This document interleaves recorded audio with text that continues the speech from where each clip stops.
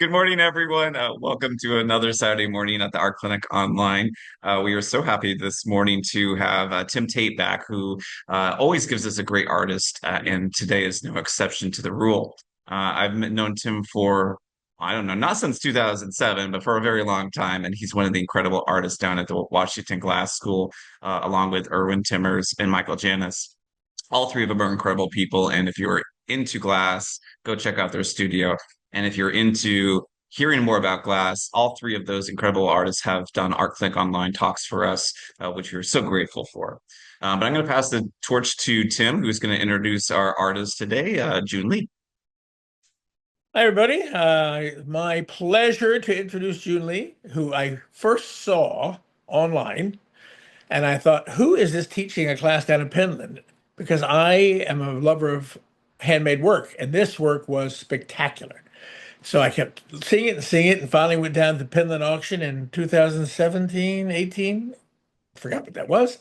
And there was June. And so I finally got a chance to meet what is become one of my heroes as far as handmade work. So over that time, um, I was supposed to go visit her at her studio, which I didn't realize was just Pyramid Atlantic up the street. I thought she had a studio up there, and I just never got to it. Finally, one day I said, I just got to go over there and see this woman's work. And from that, we struck up a lovely conversation, and we started to actually teach together. So we had a very interesting class on glass and woodcuts, and then we've become friends ever since. And so I welcome all of you to meet one of the most exquisite handmade artists in this region, Jun Lee. Hi, Tim. Well, thank you so much for Tim and Jordan for helping having me. This is this is actually very now personally. I know a lot when people invite me for talk. That really doesn't happen that often, and this is actually my first virtual Zoom talk online. So yeah, if I know it's a recording, if I but I'm very excited to share my journey in printmaking. I just had my artist talk last week at Hillier Gallery, where my solo show is running Unbreakable Element. And so last week was my in-person artist talk, and today is going to be Zoom.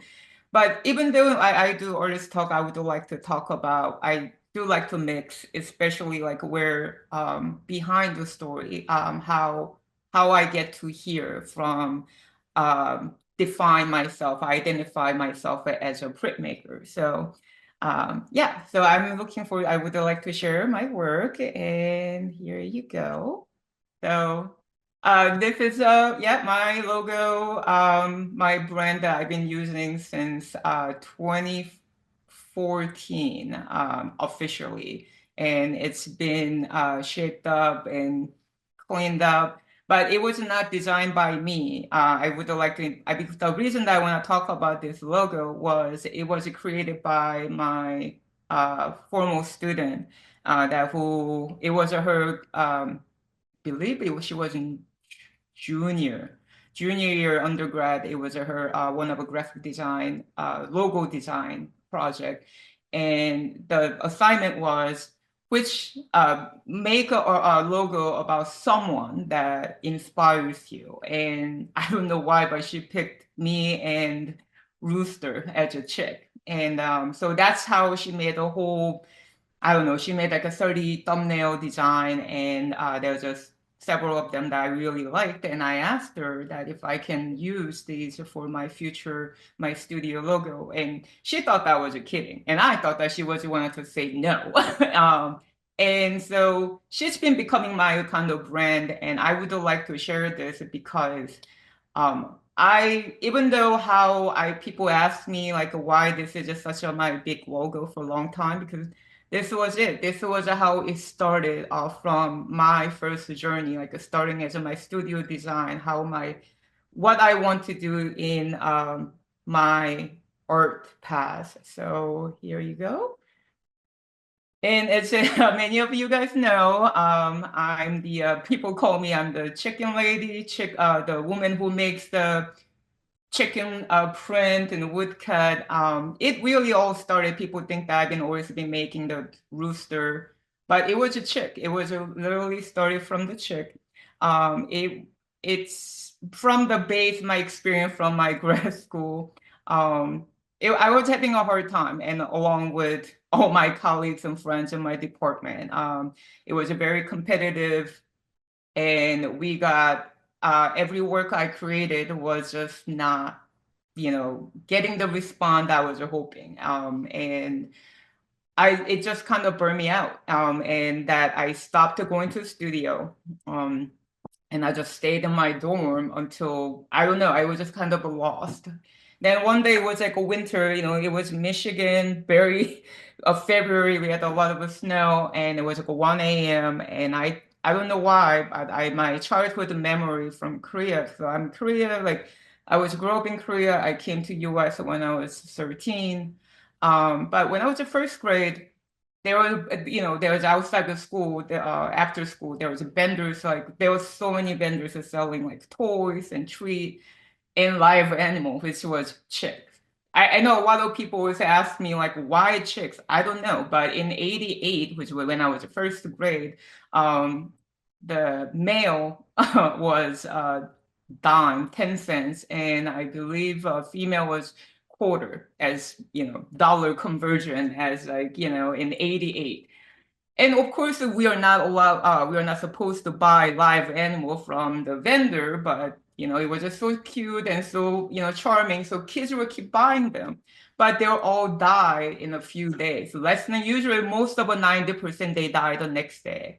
And yes, mine died too the next day. And that was my first experience to see something died in my watch.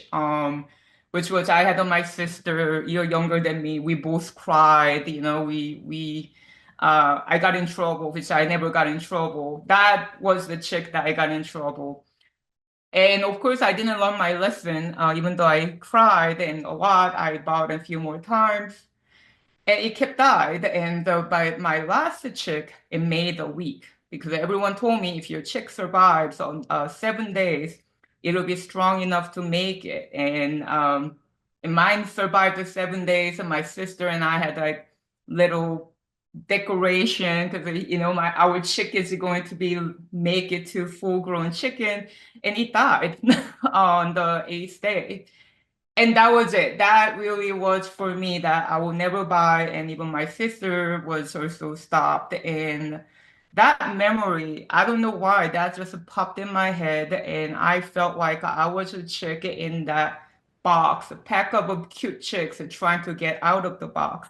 But in the reality of the box is the cold truth. Yes, you die, or even though you make it survive to become a rooster or chicken, you're gonna be somebody else, somebody's dinner. And that the reality checkpoint like made me feel, what if the chick survive? Not what if the chick is not making to someone's dinner table? What if this chick is become the fighting cocks, and then being the fighting cock battle every day to survive? And that was me. I wanted to be in the I'm the chick that want to be the grown to the rooster, to the fighting cock. So that was the image of the work that I made. I went to I pulled out all my prints and screen printed all the dead chick embryo. Then I tore them, separate them, making the print, the fighting cock collage. And this was my first rooster piece. That if you look at all these individual, there's all those chicks are there, but you really cannot see if it's chick or not. But I never done collage before. I never knew how it was gonna come out. All these two pieces are pretty big. It's a full wall pieces, and it's all contained all my undergrad, my grad school prints in there. I tore them all up because I thought I was just not gonna make it to the printmaking, but then also I want to show I'm gonna make it. So I basically destroyed my work to make a reborn to as a fighting rooster. So after that, my grad school was a whole time was a print class. I was making print, but it was more purpose of making the rooster. The element was chick, but I was forming into the rooster form. Then after I graduated, I moved to DMV, Northern Virginia, and then I've been in this area since 2007. One of when I first moved here, I was also kind of lost because before when I was in printmaking, when I was started printmaking, it was screen printing and stone litho. That's what I fell in love with. But when I should have thought about this, in which I do tell a lot of time that printmakers, that printmaking students, you need to think about what's your plan when you get out of the school. When you move into your place, is there facility that you can make work, or is there a new studio or the community there? And I couldn't find any print shop that had litho shop access, but I found the screen printing, and of course, along with the other many artists that after grad school, you start to teaching. And I started teaching because I want to teach printmaking, because I feel like I was losing that just being every day. I want to be around the people who makes a print, like just a little bit of the day. That's how I get into teaching in order to, yes, also I want to build my resume. And that was what everyone said that what I should be doing. And there was a lot of that who I am today. I was told that I was not there yet. I heard that often. My skill is not there yet. I was not really trained to be as a printmaker to start with because of my background was illustration. And I found printmaking as an accident in the senior year in college.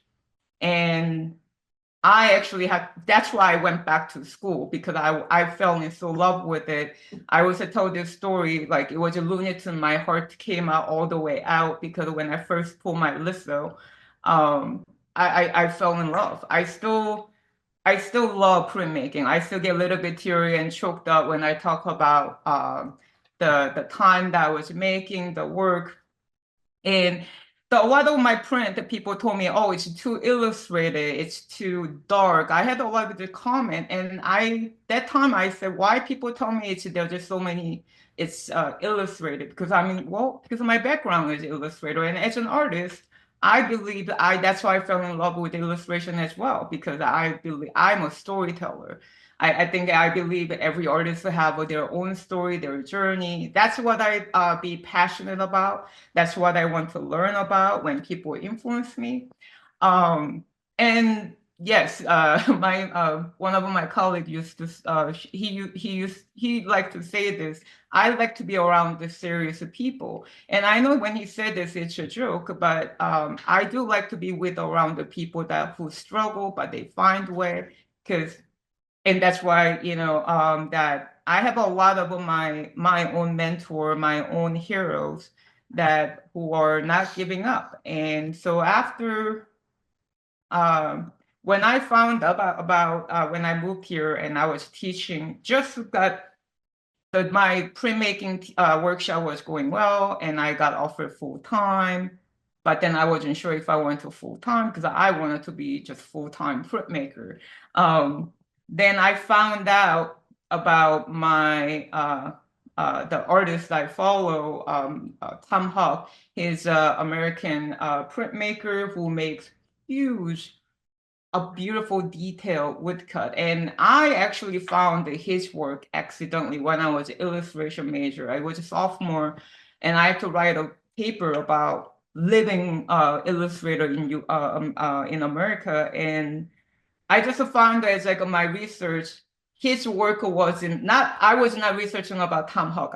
His work was on this paper, the book that I found. And I was just blown away that was a woodcut.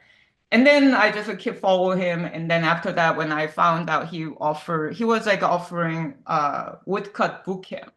It's basically you go 1 week, go to his print shop, Evo Prints, in St. Louis. You slip on his studio, you make a woodcut. We got 36-inch 48 birch block, and you draw, you carve, you print in a 1 week. And so that's why it's called boot camp. And I fell in love. I cried. I literally had the tears. This is what I missed so much several years since I left, graduated from grad school. So I went back 2 more years, even though I was just teaching full time. All my vacation time, those are the going for either I take a workshop or I went to the conferences. So I went to boot camp 2011, 2012, 2013. And when I came back 2013, I said, I'm going to give this woodcut a chance with my own time. So that was the start from how I started woodcut. I got on my own 36-inch 48. I carved in my own time. And then, of course, I hit the problem. It was too big, and I couldn't find the press. So I have to keep finding the other print shop and to find a place if I can print. So that was how I entered as a woodcut. Then 2014, I was invited to Seoul for first time in Seoul, Korea. And it was Art District. It's one of the very well-known building. I was blown away that I had this opportunity. And even though I don't go visit family in Korea as often after, now I'm adult, I'm not a student anymore, I have no summer break. I didn't get to see them, but at least my work got into around the world and came visit. So earlier my work was and that was why I want to give it a more go. I was still at the time balancing on my full-time teaching, and I was also putting as much the same amount of time, which is a weekend and late night, trying to make a work for my Korean solo show. And that made me realize I need to choose one or the other. And yeah, after the Korean show, 2014, I became to be a full-time. I resigned, decided to start planning what I'm going to do as a full-timer and as an artist, and looking for residency or print shop that I could work on. So the beginning of my black and white was I wanted to make sure that I know how to my woodcut skill, because that was just still something very new. And I didn't get involved with the color until I was feel comfortable with my black and white. And that's not by if you got into the show or somebody bought it. Beginning of my black and white, the beginning of my woodcut, I didn't get into any accepted. I got rejected. People backed out of my sale. There was a lot of the time that struggle, and but I felt more confident about my carving and printing. So I said 2017 was my first residency winter residency at Penland. And that was it opened my eyes about not just the printmaking community, but now it's craft art community. And that when 2 weeks of winter residency made me decide how I can pursue my work. And so I kept applying for residency where have a print shop, not just the press. So you don't, everyone wants to think that, oh, you just need a large press. You need a drying rack, you need a table. There's a lot of fact that you need just the press. So this unsung cadre, this is how it started. A lot of time that people ask me why this is a color rooster start. 2017, it probably was early 2017. My friend sent me the article about in Japan, Osaka, Japan. It was BBC Japan, and talked about this Masahiro, the lucky rooster, lucky chicken. And what happened was this rooster was actually a little chick, was supposed to be fed to the wild animal. to the cage. The first in the chick, it was a raccoon cage. And I mean, they didn't put only one chick, they probably spread like a 20 or 30. And some of the chicks survived because they were now like a kind of middle-sized or grown. And so once they would get too big for raccoon, they throw them into weasel cage. And then of course there's a weasel cage, and some of the chicks survived, very few, because they now finally became the rooster. And so now the zookeepers have spotted that it's the same chick has survived the two animal cages. So what they do, they put the rooster into a tiger cage, and it survived. And by that time, all the staff at the zoo were watching this rooster, and it survived. So they pardoned him, and then give him the name the Masahiro, and became the very popular mascot, because as an Asian culture, there's very superstition, rubbing things and get the luck. And when I read this article, I don't know why it got my heart dropped, and this was the live example of my story, that the chick who really survived and made it become the very passing on the strength and the survival the message to all the people that who come. And so I said this rooster needs more celebration.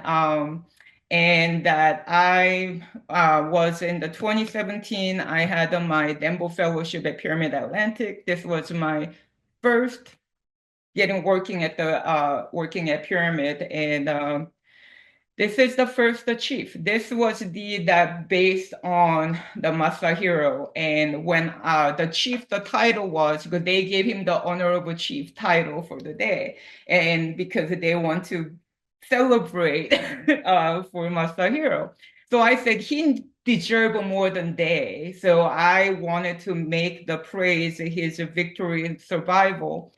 And when I was just sketching this idea, I wanted to do the triptych, because I will show you, you seen that earlier, my black and white.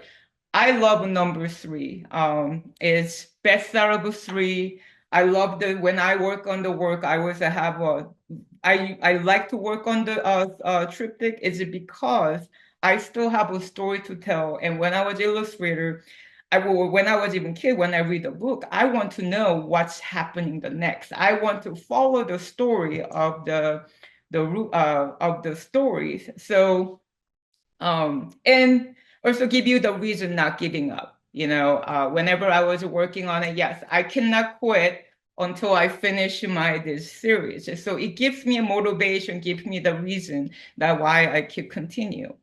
So after triptych, I want to go back. So the Challenger and the Commander, which was the last one, was finished, and they are both finished at Penland, the winter residency.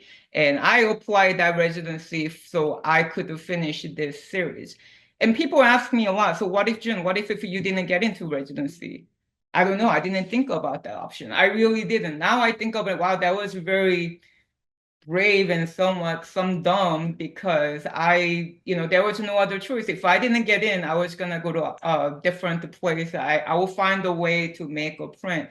So this is why it took all my work. It took 3 years to finish, because while I was saving the funds for going to residency, I had to make the other work or doing the teaching so I can support the work that I've been thinking of and playing of.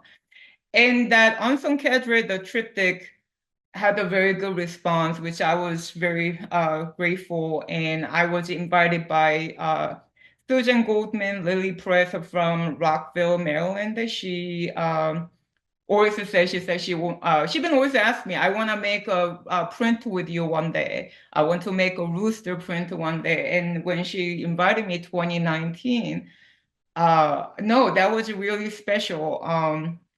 Because I respect Susan as a woman printmaker who runs her own press. That was the kind of time that I was thinking about what are you gonna do next, June? Like, you cannot keep pack up and go, which that time that was my motive. I will go anywhere when people tell me to come and make a work.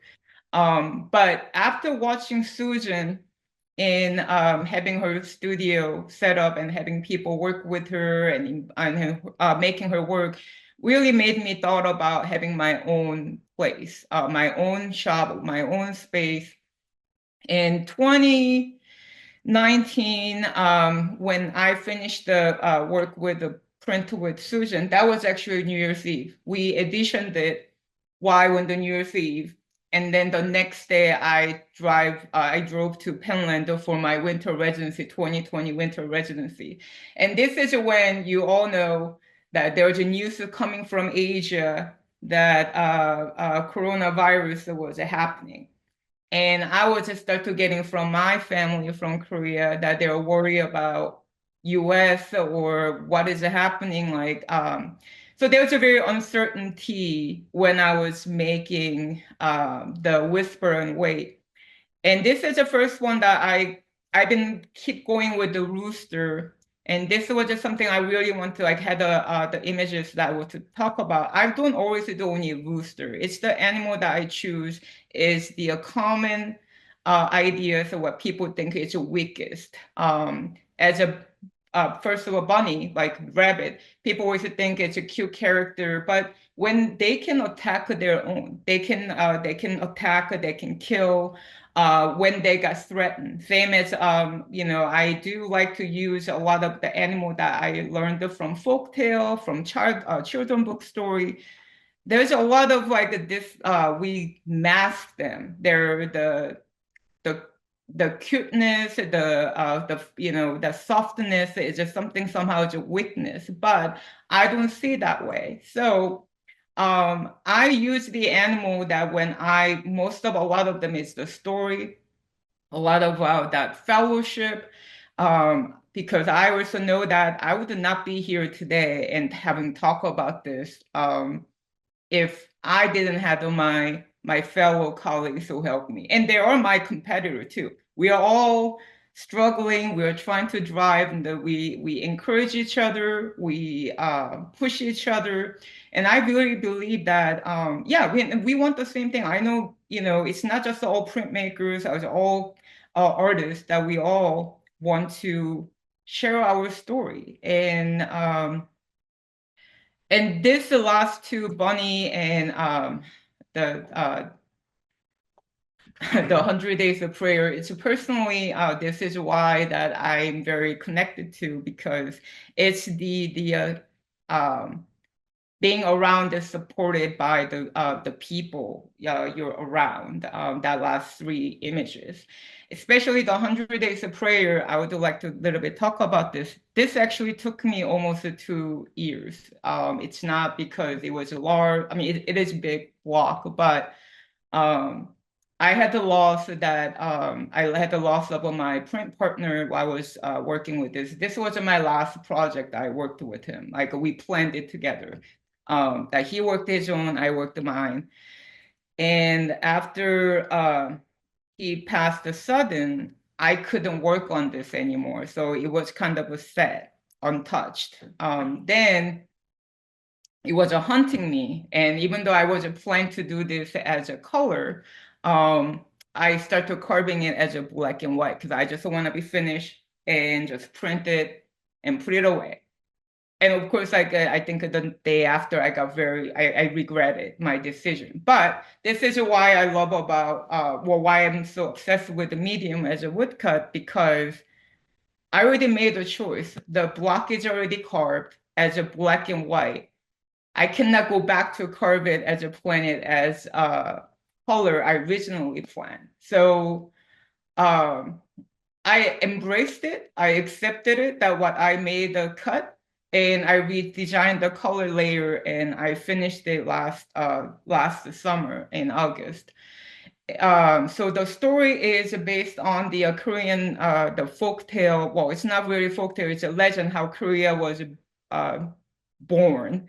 Was that when the God, when the human was living like an animal, the God's son pity. It's not Jesus, it's the creator of the earth, son pity on the mankind. So he came down to the earth, give the technology and the skills that people need to, having a like civilized civilization. So then animals were envied to be a human, and which was a tiger and the bear. And they came to God's son, a creator's son, that please, we want to be a human too. We don't want to be animal. So God's son said, well, then you need to go into the cave and not seeing any sunlight for 100 days and eating garlic and mug for as a carnivore animal like a tiger and bear. But so it'll be very hard. But they said, no, we want to be human. We want to do it. So they went into the inside the cave, eating the garlic and all the mustard green that they should not eat. Tiger decided that yes, this is not gonna happen to me. So Tiger left, and Bear stayed. And Bear actually was going to talk to Tiger to stay. But Tiger said, no, he lied to us. He said, we are not going to be human. He left.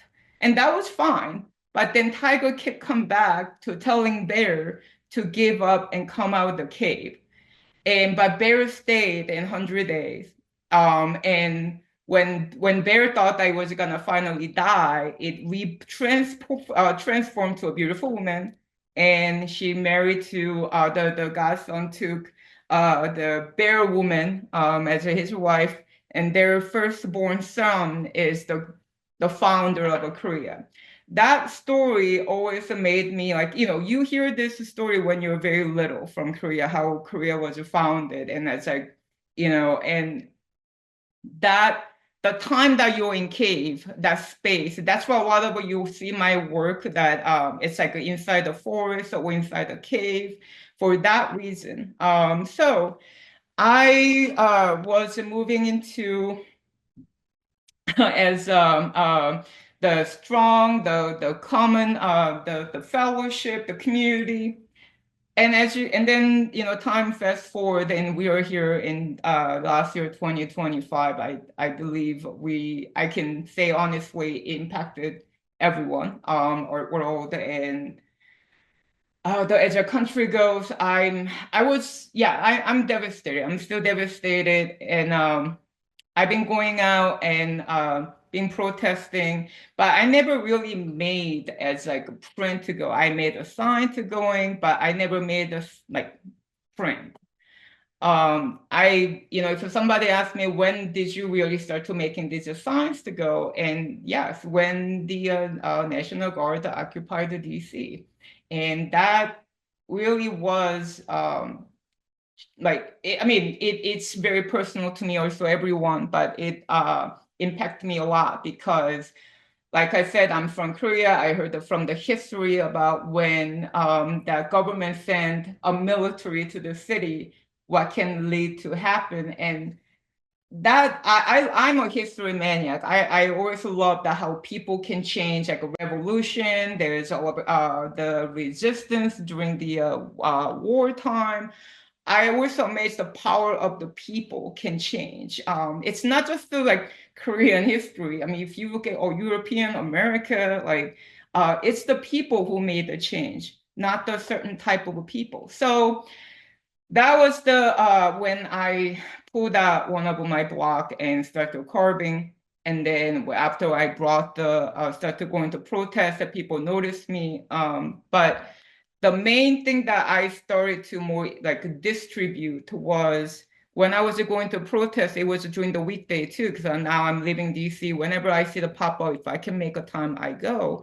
But the beginning of the last year, I saw this two young 20s, 30, young 20s girl. I think they were just got off from the working from the government buildings. They always dressed up. And I saw them pulling out from the trash garbage can and the cardboard, cutting it out and writing. I mean, they didn't have a marker or anything, right? They just a ball pen and writing it out. And then they were standing with us at the rally. And when I saw that, that's when it hit me. I'm like, Jun, yes, you're a printmaker, but you got to distribute. Like, and that's when I start to making screen print of my wood block, which I never make I don't make a smaller print out of my wood block. Since I'm a printmaker, making multiple of from my my original work just doesn't. That's how I was taught. They told me that's not what printmakers do, and I've been keeping that same way that how I was taught when I was first time I learned the printmaking. But this is why I love what printmaking was always a part of a social movement. Poster, newsprint, newspaper, the people who hands out, like you see a lot of a documentary. That was what I was fascinated about screen printing. So as more are going out, I'm with other organization protesters. There are just a lot of people who never been come out. There are also like I talk to people that who are never been to come out. They never said that. I never thought that I was a picket guy or protester person, but this is a time that we need to speak up. And I believe as an artist and also as a printmaker, it's my job and as my duty to come out. And when people ask me why this is a Remember Your Oath was that when I found out the whole started going to protest, what I found, I went to individually, and then I founded this organization that protested Union Station last summer, and it was a veteran that were against the National Guard occupation in DC. And their group was called Remember Your Oath. And I know that is their military oath, but then when I was getting citizenship, my oath ceremony, that the immigration, like what the officer who made a little speech before, like we did, I know it was after we did the ceremony, like she was telling us like what we gotta do the next, but this really hit me deeply because she said, I know you guys all think it's this paper, which is, natural, the certificate is the one that is what makes you a citizen. But what you just did, the oath ceremony, what you swore the oath, that's what makes you a citizen.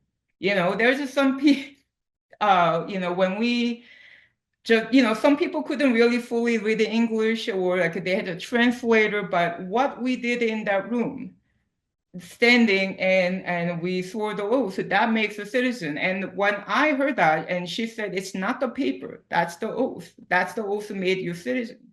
And I don't know, that really like it hit me, like it really impacted me big, that the first time someone said, no, it's not the paper makes you, that ceremony made you citizen.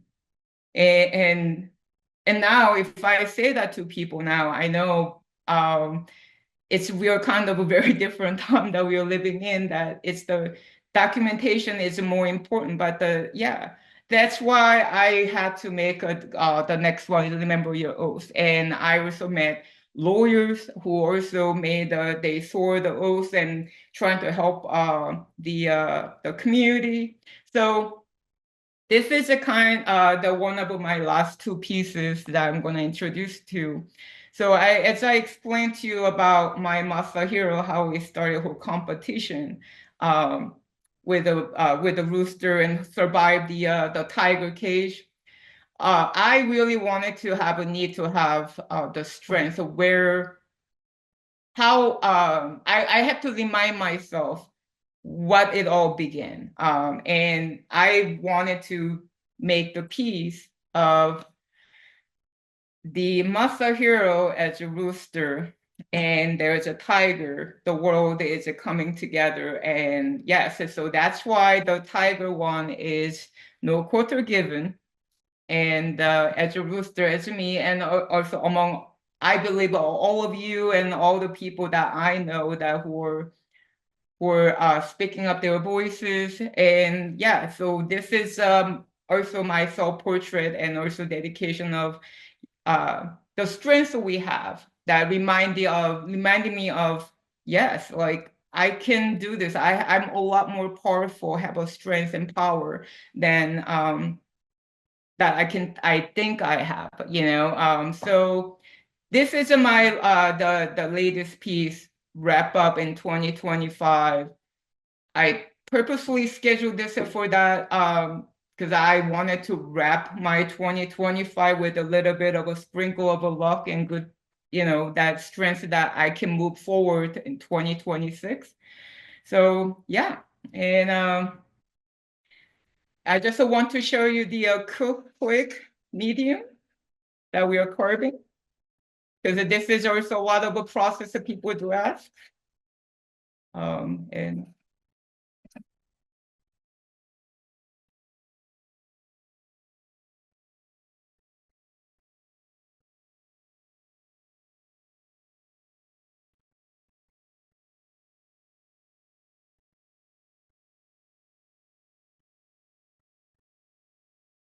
so as you can see, this is the aftermath. But there are a lot of the time that when you see the very slow, very fine line, that is the normal. The big chunk of faster carving, that's like doesn't happen that often. But amount of time that wood shaving you can see, these are for more like weeks of a shaving, and this is only for less than an hour. But as people always say, the carving I used to say carving was my favorite, like when I beginning of my woodcut. But now the printing part is I'm very excited and also, very stressed out about it.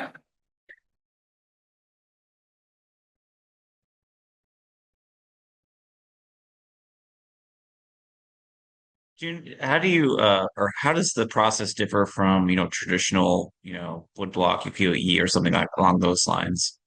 Is it the same tradition that it's It's always the been, or is same. it you kind Yeah, of it's the changed? same reduction. There's a multi-block, which is what a lot of people know as a mokuhanga. It's a multi-block. And the way that I prefer is reduction. And when people ask me, why don't you do multi-block?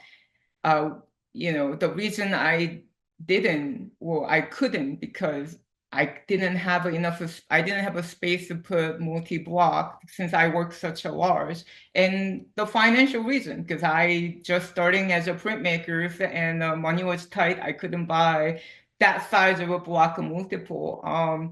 And uh, but there's so many different way. Like there's I always tell people that a lot of people think I do mokuhanga, which I'm like, I don't do mokuhanga. When you mokuhanga about Asian, about my woodcut is my carving tool. And that's where I learned that my printmaking. I'd never done printmaking when I was even kid in Korea. Even I was getting art education very early age. Um, probably the most of printmaking I did, everyone did with a little lino cut in elementary school. That's about it. So I learned all my printmaking in America, in Minneapolis. And that's where I met my mentors who told me. Then I would also like to quickly introduce when I met, I'm always open about the other artists that suggesting, but when I saw Tim at Automatic 2024, he told me that he can show me how to make a glass cast out of my wood block.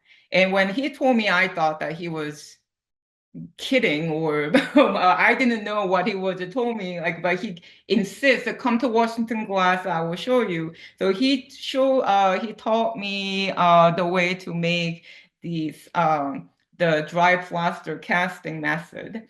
And using my wood block, casting in the plaster, you put glass, you fire in a kiln, and you get the identical wood block instead of you get a glass cast. And this is the one, I mean, it's a woodcut print, but this block was one of my very first block I did when I started woodcut, My Champion. It's also like, yeah, like you can see that a lot of the title is I'm looking for the strength, my backup. And when Tim invited me for Washington Glass, and he said I can make big glass, my big block too, and this is one of the block that I brought. And now there are both pieces are showing at Hillier until next week. But no, this is the something that I was amazed that what, for Tim is showing the glass. For me, this is also a type of a printmaking. I never ever thought that this type of a way to make a print. And I said, wow, printmaking, there's just so much like mystery. There's just so much way that you can make. And people did ask me, are you gonna make a print from the glass? I'm like, no, this glass is already print. But you can make a print from the glass. No, I really appreciate it. And I have many colleagues always show me their own medium, introduce me their skills. I really appreciate that. And that's why I try to do the same thing to when people reach out. And yes, it's not something I'm gonna take it to go with me. I want to share. That's why I love to teach. And when people ask me when they hit the wall, and I say, don't worry, I hit my wall every day too when I'm making. When I'm carving 2, 3 in the morning, everyone said that it's great. We're posting, you're looking at like, wow, Jun, that's great. Because it's a 10 times a faster speed of video. That's not real, right? That's why I put the real live carving speed. And the work that my message I would like the people to get is believe in yourself, which is like we hear that all the time. But no, believe in yourself is really hard. I still struggle, that I'm so much better place than when I started. But then sometimes like, yeah, we definitely have a fear, though, especially the time we are living in right now. But that's how I would like to pass. It's the statement will be, we are all in this together. We are human. We are so much capable of the power, the strength that we have that we're usually underestimate. So yeah, thank you very much for this opportunity, share my journey, and yeah. Can I ask you a couple of quick questions, Jim? Yeah. Okay, number one, what was the name of the printer you learned from? Is it Tom Huck? Well, it's it's a woodcut. Yes, it's a Tom Huck. Okay, there we go. That's what I need to know. And how many prints do you make from each woodblock? So with the reduction, I mean, as I even woodcut black and white, the single layer, I set my goal. So let's say like I want to do edition 3, then I know how many I need to print for the picture. You don't make just a 3. If I want to say edition of a 3, doesn't mean the 3. When you're moving to reduction, you don't know. So beginning of when I first tried like not the chief, even when you see my first one of them, I tried to do my color reduction first time. It was, usually when you buy the pack of a paper, it's come 25 sheets. Printed 25 sheets and went straight to the recycle bin because the color was not right. And it was nothing I could reverse that. I heard you made 180, 200 of one. Is that true?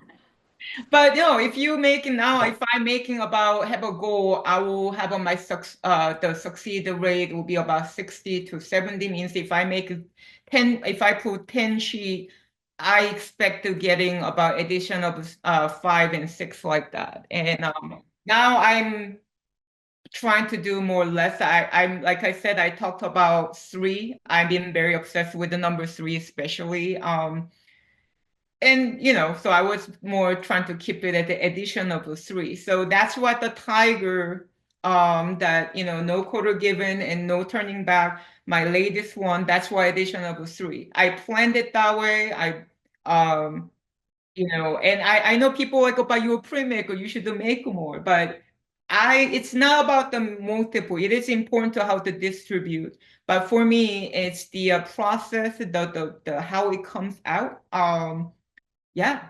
So I think your cast glass prints all by themselves are astounding prints. So if people can imagine that, it's a full 3/4 inch plate of glass with all the details that you see in that woodcut, it raised and lowered. So it's got actual definition. So you can actually run your hand across that and feel that woodcut in every single cut she makes. And they're spectacular to see, really, honestly. Are And they a Tim reverse then? mentioned, oh, sorry. Are No, they reverse? they're identical. Oh, okay. Here's Can my I, woodcut. but Here's can the she glass cut. make it? This is Yes. amazing. Sorry. Can I ask you if you can make a glass reproduction of each stage of the reduction? Or yeah, is that too I guess much if to you, ask? I mean, yeah, if you, before I'm going to print, before I carve, I can cast it. Yeah. Um, no, I do actually, when I do reduction, each color stage, I save each color stage. Because once in reduction, once you carve, I cannot go back to it. So yeah, and now actually, I didn't even think about the whole stage reduction stage until you pointed it out. We've been only been doing one final image. It would be fun. It would be amazing to do a series of the reduction in glass. So then, and if correct me if I'm wrong, but you can print from each glass You can do version. that too. Yeah. Good. I will say she is right now, to my knowledge, and I have a strong knowledge of glass, the only woodcut printer in glass on Earth. That's the truth. I'm telling you, there is Whoa. zero anywhere else. Yeah. She Oh hasn't my even God. I don't realized know the what, power of it yeah. yet. Oh, she is it. Better So market Well, that before this video is like permanently on the internet, and people are like, "Oh, I could do that." Oh no. yeah, this is yeah. just amazing. I've only taken one class on reduction wood litho lith, lithography, do you call it? Yes. Mhm. Cutting. And the reduction was, oh my God. Oh yeah. No, I'm very intense. I know I'm smiling I at him, have such respect for what you Um, do. yeah, when I'm printing stage, so even the printing session, one layer stage goes well, doesn't mean that I can relax because I cannot relax until the final stage came out. I actually had to recarve the whole brand new block before. Um, I just like I said, I throw the whole pack of a 25 sheets of large sheets and um but it was the right for me that's why it's a reduction. It's just I'm obsessed with that process. My if you asked me 10 years ago, I would not think about why I was doing like putting my personal life, why I'm doing print with the reduction. But as you know, the when a lot of in the life we don't have that much control, even just because you worked hard in it, you put a lot of time in it. The result doesn't always come as a based on the effort you put.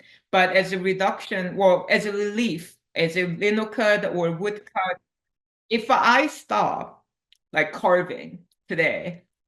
Then the block stays the same. That's why my barrier block stays that for 2 years. And even though I always knew that, and I said this multiple times to many artist talk or workshop or to students, but I really, that was my wake up call. Like, I cannot stop if I want to finish this. Nobody's gonna carve for me. I don't, even though if I said I have an assistant that would gonna carve, I'm not going to let someone because that isn't my mark making. And that reminds me of to don't stop. If you're going to stop, at least to finish this piece. I since when I started that the first bunny piece that you saw, I actually was going to I thought about I made the wrong call to become full-timer when I was working on that piece. And because when I started as a full-time in 2014, I quit my job and got the studio and I planned and I got and then I started having my family were getting passing, like my grandma, my husband, grandfather, and it was just kind of a loss that it was really impact me. And my block stayed the same, right? Because I was a keep out of town and being caregiving and then all that stuff. So when I came back, I just was like, well, maybe the world is telling me this is not right call for me, because it was literally like my family member that made impact, like a huge part of my life, passing when I declared that I'm gonna be full-timer. I know it was not, but the timing at the time. And then my partner, my husband, was at the time, like he told me, well, you haven't even finished this blog, and now you're talking about quitting. And that whole reverse psychology really made me upset. I'm like, I'm going to show you, I'm going to finish this blog. And I did. But then I have two other my triptych that design left. I'm like, well, I cannot quit until now I have to finish this triptych idea. So yes, I that's even there's always an element. I know some people say that it's too particular, I'm being too obsessive. I heard a lot about what people say what I should be, but those are the reason that even that now it's 2016 April, no, August, it will be 12 years that I started as being full time, and there was a very ups and down. And I also said told you earlier, obsessed with the three. This isn't my third time. I tried this two times previously. First one, well, I didn't even plan it properly. Even I thought I planned it pretty well. I didn't have no plan, no direction. And a few years ago when I was already in the DMV area, I was living, but I actually thought about, I'm gonna give it a second time trying to go. And I saved the fund, I really planned it, that I didn't even last it. So when I said the third time, 2014, I waited longer, I saved a lot longer, put a lot of sacrifice to have that ready I can keep making. And that's why I cannot quit. That's one of the reasons that I had to stuck around, because this wasn't my last my third time. And so it could have worked out three times the charm. So, strike you out. And I say, well, there's no point to return, no turning, there's no turning point. And I always say, like, yeah, the medium, that everything that gave me, the people that watching that who are my same colleagues, or people like who already been doing as my role model and as my mentor, even though they don't know that I chose them as a mentor, but it is that we are all impacted. So I really appreciated all this opportunity sharing my story, because a lot of the times, now we are in such a fast time phase. We're looking at the phone, you can get all the information. But conversation like this, I found a lot of the other artists, their journey, from the art clinic interview that I searched. So thank you. Thank you. Yeah. This is amazing. In fact, June, if you want to do all the stages of that, bring your next ones over. After you finish these stages, we'll make a glass one. That's what I was thinking. Right. You should. Also, Wow, Mariana, I didn't even think about it. I want to save each one. I mean, it's amazing. Actually, if you make two of the big chickens in glass and paint them how you want to do it, I'll get you 2 galleries that will sell them for 15,000 each. Just so you know. Whoa. I'm ready if you want. Hey. Unless you don't need any money. I'm just saying. So how long does it take her to? Because you probably print and carve for a couple of days or maybe a week for each one. I mean, it took you years, but how long does it take to say the first print of a reduction? It's really about the color planning, but right. I have a little egg timer. I have a little egg timer when I'm carving, because when you start to carving, sometimes I pause, and I ask myself, what am I doing? That kind of days on my block. and I want to see how long really it takes. And also it makes me focus better because the clock is ticking, um, and that I averaged out, and I think each layer is about 70 to 120, which I didn't think that it was going to 100 hours, but that's 100 hours means yeah, the one that you saw, the tiger, that Yeah. each layer of the stage was between 60 to 120, because of that I actually write it down. I want to know for me. Sure. That's amazing. How And long do woodcutters? Go ahead. Sorry, how long does Go. it take to do the glass version? So she Oh. would have to stop. Oh, overnight. Yeah, Oh, Overnight. really? That easily. So Yeah. he's not interrupting your process too much. No, it's But- the block, and even for glass cast, you have to carve it differently. Yeah, I learned that very yeah, that glass, I recarved, recleaning. It's not just a one-time done it, because I want to know what's the depths, the perfect for the glass. And also I still print them on paper, and you don't want to carve it too deep for the paper. So I was trying to find the right the depths that I need to carve for glass. And I think I know I know what is the right amount of carve. It's deeper than the no, it needs to be deeper than fabric, even like linen. Quarter inch is good in my mind. Yeah. Well, I can't wait to see a serial glass print of your process. Yeah. They're all amazing, though. Amazing. How long does a woodcutter's hands last? Because that's what I'm counting on, more it's tough. doing. I take care of myself better, which means taking care of myself better means I take a break. I used to not, but if because now I'm starting to getting tingly in my sensation when I'm carving for a long time. Yeah. And, yeah. I mean, every printmaker has it. Like everyone. Keep your wood blocks, because wood blocks we can make glass prints forever. So keep those wood blocks. That's amazing to me. It's like immortalizing your process. Thank you. Felissa, did you have a question? Yes, yes, absolutely. I saw your exhibition. I couldn't go to the talk on Saturday, but I was there on Thursday. I had some experience on printmaking from my Fine Arts Academy. I have 2 years and a little bit more. And I love it. I think that I'm going to wear this in the next few things that are happening in this. Hell yeah. Hell yeah. I really recommend that people go to see your exhibition, because you are extremely good printmaker. Oh, thank you so much. Yeah. You're welcome.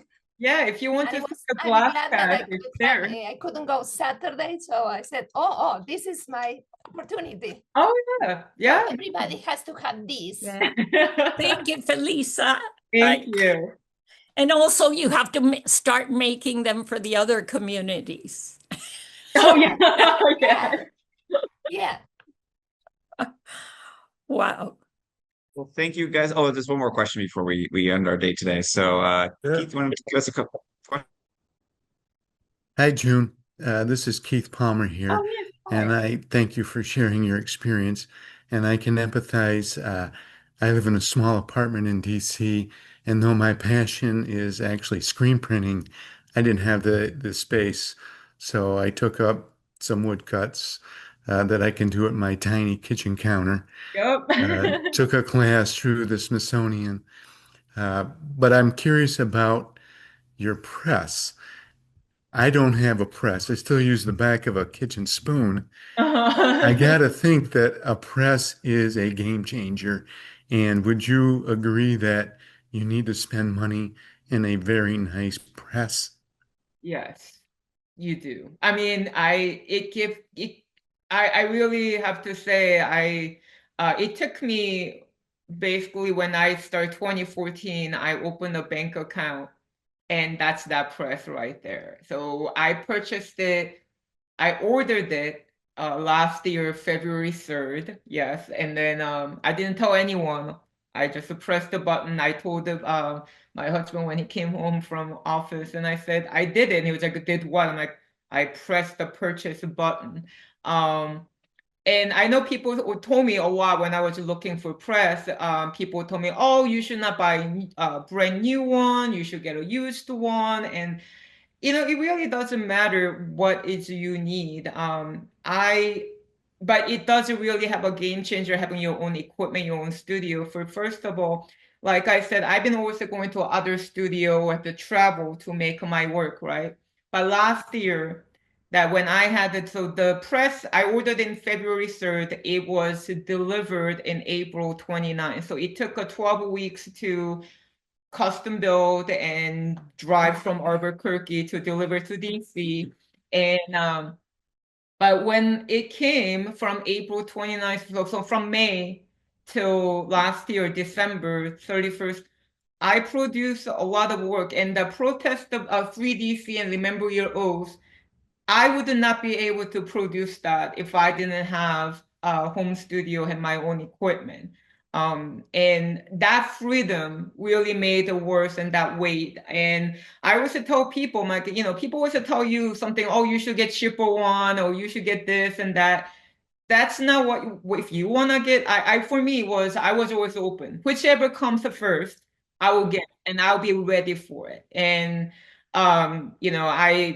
just because you save money for the press, you need to have a place to put them. And that was also, it took me over a decade because it's not the press money. Where are you going to put it? And all the other accessory like a ventilation, all that. That's why I was told I had to go travel to make a work because it's not just the press that make it happen. But no, I had a wooden spoon. I have a grass barn. My first, my beginning of a very all black and white, a lot of it done by hand printing, and then I found a local print shop and printing. Where But are you teaching next, June? huh? Where are you teaching next? Oh, where I'm teaching next? Yeah. My next big one is it's I guess they were not announced yet, but I'll be teaching Penland at fall concentration. That's just 6 weeks with printmaking woodcut by me. Cover all the bases, all the tricks that I know. Very excited because when I first went to Penland, wasn't my first place invited me for teaching woodcut. Before even I was doing woodcut, people asked me to teach screen print because that's what I was known for, right? So even though I was actively making woodcut, people asked me, like, not that many people gave me the chance of a woodcut. They always want to see the screen print. And then now people want to see my woodcut, and I want to try something different, like a medium, like a glass cast or the print collage. And that was kind of now hard to push it because now people want to see my woodcut. So I'm still trying to find not to settle with the one medium, but no, having your own equipment, it matters. I tell every time I go to artist talk to, especially in the academia, the artist talk, I told them, start to putting $1 in your piggy bank. Like, just don't look at, because you need to have a place to make your work if you want to continue print, or you need to want to live in the print community that you can use, have access. But that freedom is a big deal that I do not have to travel so often. And that freedom that I can make work. A lot of those protests, the block carving time, printing time happened very late night. And then when I would start to making screen print, like that was all happen like every day, late. And if I didn't have a place or equipment, I don't think I could have able to done it. So no, I highly recommend. I mean, whether you wanna, you just have to keep searching for it. I just couldn't find the used size, the size that I needed for the press. But it's worth every single, not the money wise, the waiting. the anticipation. Yeah. Someday I'll get one. And my brother Andy, you might know him. You mentioned Penland, but Andy Palmer is my brother. Oh, I was like, yes, you're not okay. Yes, I know Andy. Oh, now I like, yeah, I just saw him the last summer at a Penland auction. That's great. Would you teach in your studio ever? Oh, well, it's a studio is like, same every DC artists and printmakers, they all have their basement is, studio. So yeah, the space is limited. And many people ask me that if I could teach like a more one-on-one or maybe more small group.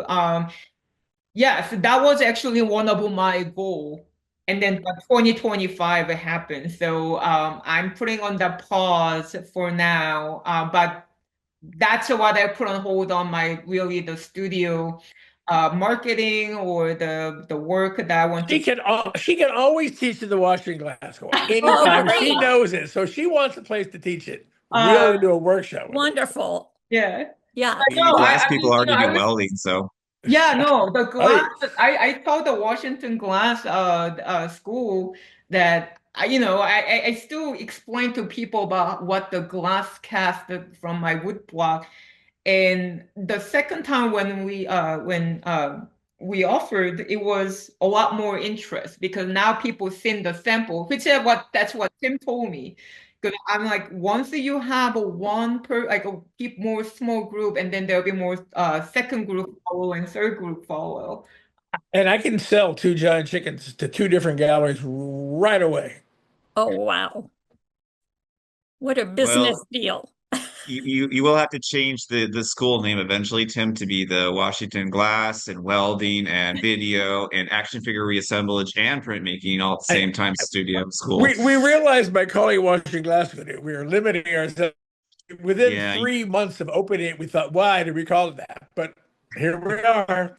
Oh, well. you guys do everything, and it's such an incredible place to go check out. So I hope people go do that. I do want to say thank you to our artists today. It was absolutely phenomenal, and I'm so happy to have people on our side who are artists, going out there and fighting the fight and also creating great work.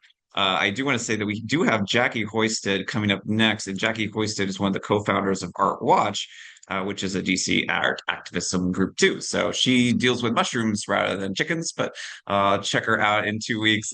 She'll be, I know her from way back when we did the children's and events here at Glen Park. So it'll be really nice to reconnect with Jackie Hoisted. So, and don't forget to check out the Hilliard exhibition. It's up for how long? Oh, it will be coming down next Sunday, March 1st. Next Sunday. And what are the hours? Do you know? Like when is it during the week? It's Saturday and Sunday is 12 to 5 and Tuesday to Friday 12 to 6.